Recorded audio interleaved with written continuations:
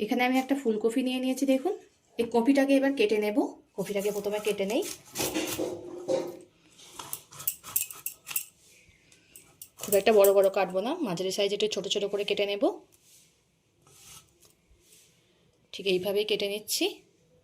এবার সব কপিগুলোকে আমি এইভাবেই কেটে নেব। সব কপিগুলোকে আমি ছোট ছোট করে কেটে নিয়েছি। এখানে আলু নিয়ে নিয়েছি, আলুগুলোকেও কেটে নেব। প্রথমে খোলাগুলো ছাড়িয়ে নেব। সব খোলাগুলো ছাড়িয়ে নিয়েছি। এবার গোটা গোটা করে কেটে নেব। দেখুন ঠিক এইভাবে গোটা গোটা করে কেটে নিতে হবে। আমি কপি আর আলুগুলোকে কেটে পরিষ্কার করে ধুয়ে নিয়েছি। এদিকে আমি একটা কড়া গরম হতে বসিয়ে দিয়েছি। এতে দিয়ে দেব 1 চামচ গোবিন্দভোগ চাল, 1 চামচ কাঁচা জিরে, আমি সব এই চামচের মাপ করেই দিচ্ছি, 1 চামচ কাঁচা ধনিয়া, একটা তেজপাতা মাঝখানটা এখন ফাটিয়ে দিয়ে দিলাম। আমার এই সময় কিন্তু গ্যাসটা একদম লোয়ে দেওয়া আছে। এগুলো একটু হালকা করে ভেজে নিতে হবে। কাঁচা গন্ধ যতক্ষণ না চলে যাবে ততক্ষণ একটু হালকা করে ভেজে নিতে হবে। এবার এতে দিয়ে দেবো 2টো শুকনো লঙ্কা। এই সব কিছুকে 1 মিনিট মতো গ্যাসটা লোয়ে রেখে ভেজে নিয়েছি। এবার গ্যাসটা নিভিয়ে দেব, একটু ঠান্ডা করে নেব। সব কিছুকে আমি প্লেটটায় ঢেলে ঠান্ডা করে নিয়েছি। এবার এখানে একটা মিক্সচার জার নিয়ে নিয়েছি, এর মধ্যে এগুলোকে দিয়ে দেব। প্রথমে জল দেব না, শুকনো অবস্থাতে একটু ব্লেন্ড করে নেব। আমি দেখুন শুকনো অবস্থায় খুব ভালো করে ব্লেন্ড করে নিয়েছি। এবার এতে দিয়ে দেব একটা বড় সাইজের টমেটো কুচি।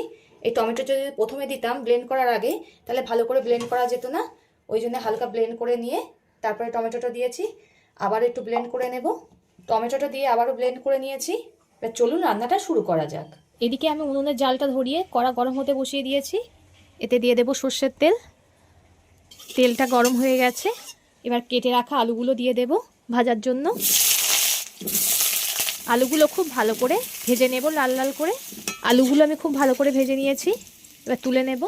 ওই তেলের মধ্যে কেটে রাখা ফুলকপিগুলো ভেজে নেব।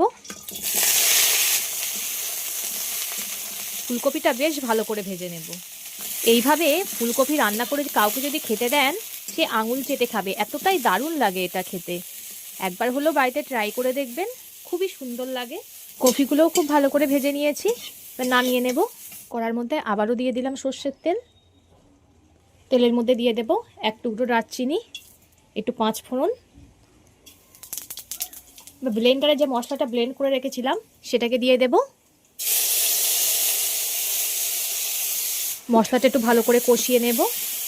এবার এতে দিয়ে দেব 4 চামচের 2 চামচ আদা বাটা। আদাটা মশলার সঙ্গে খুব ভালো করে কষিয়ে নিতে হবে। দিয়ে দেব স্বাদ মতো লবণ, পরিমাণ মতো হলুদ গুঁড়ো। মশলার সঙ্গে সব কিছু খুব ভালো করে কষিয়ে নিতে হবে। ধিমে আঁচে মশলাটাকে কষতে হবে, নয়তো মশলাটা পুড়ে যাবে। 2 মিনিট মতো মশলাটাকে ভেজে নেব। 2 মিনিট মতো মশলাটাকে কষিয়ে নিয়েছি। এবার একটা কাঁচা লঙ্কা দিয়ে দিলাম মাঝখান থেকে চিড়ে। লঙ্কাটা আমি অল্পই দিলাম, আগে যেহেতু 2টো শুকনো লঙ্কা দেওয়া ছিল। মশলাটা খুব সুন্দর করে কষানো হয়ে গেছে। এবার ভেজে রাখা কপি আর আলুগুলোকে দিয়ে দেব। মশলার সঙ্গে কপি আলুগুলোকে খুব ভালো করে কষিয়ে নিতে হবে।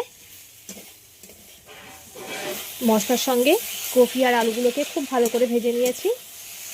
এবার এতে পরিমাণ মতো জল দিয়ে দেব। আমি এখানে অল্প করে জল দিলাম, আমি খুব একটা বেশি ঝোল করব না, একটু কষা কষা করব।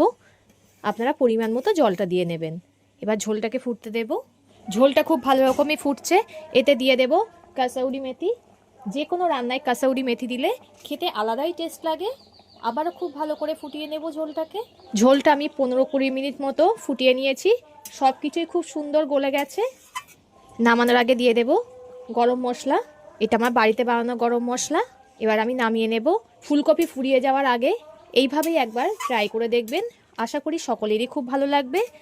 গরম ভাত বা রুটির সঙ্গে একেবারে জমে যাবে এমন একটা ফুলকপির রেসিপি থাকলে। তো ভিডিওটা ভালো লাগলে লাইক ও শেয়ার করে দেবেন, কমেন্ট করে জানাবেন আপনাদের মতামত। পরবর্তী ভিডিওতে আপনাদের সঙ্গে আবার দেখা হচ্ছে।